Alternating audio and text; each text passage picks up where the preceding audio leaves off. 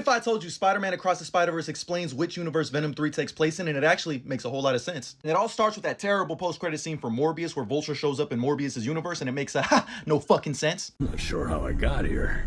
Has to do with Spider-Man, I think. I wish we could send that dialogue to a different universe. But this post-credit scene left a lot of us scratching our heads because that's not how Doctor Strange's spell is supposed to work. The spell is supposed to send every Spider-Man villain back to their own universe, but why would it send an MCU character to a different universe? It made no sense. Well, what if I told you that Doctor Strange's spell has nothing to do with this, and everything to do with Miles Morales destroying the Super Collider at the end of Into the Spider-Verse? You see, this created a ripple throughout the multiverse, and thanks to our introduction to Miguel O'Hara in the post-credit scene for Into the Spider-Verse, we learned that this destruction of the Super Collider caused a ripple effect across the multiverse that is seemingly displacing villains across the multiverse. And Miguel O'Hara's job is to clean all that shit up. And what do we learn literally within the first 15 minutes of Across the Spider-Verse? They're fighting the Vulture in Gwen's universe. And to Gwen's point, this isn't even the Vulture from her universe. This is some medieval Vulture looking mother, which means Vulture in every universe got flipped to a different universe. And yeah, it's confirmed in Across the Spider-Verse when we see a live action Prowler too. It's not just Vulture getting displaced. Now in the post-credit scene for Let There Be Carnage, Venom is sent to the MCU and is seemingly sent back home thanks to Doctor Strange's spell in the No Way Home post-credit scene. But what if he didn't get sent back to his universe? Don't forget, we see Kurt Connors, aka the Lizard, in the Venom The Last Dance trailer. Except this variant of him has 2 hands and a beard, which means he's probably a variant who's been displaced across the multiverse, which adds more fuel to this theory's fire, which would also help explain that this scene here is a completely different universe, not the one we see in the post-credit scene for No Way Home. So not the MCU. Like I mentioned before, this could be a completely new universe, which would explain why we have Venom and the Lizard in the same universe. I mean, could this be Andrew Garfield's Spider-Man universe? I doubt it, but it would be kind of cool. But we don't see any other character that shows up in the previous 2 Venom movies in this trailer, other than Detective Mulligan, who's gonna become Toxin, who you could classify as one of these villains who gets displaced. Now as for Miss Chen,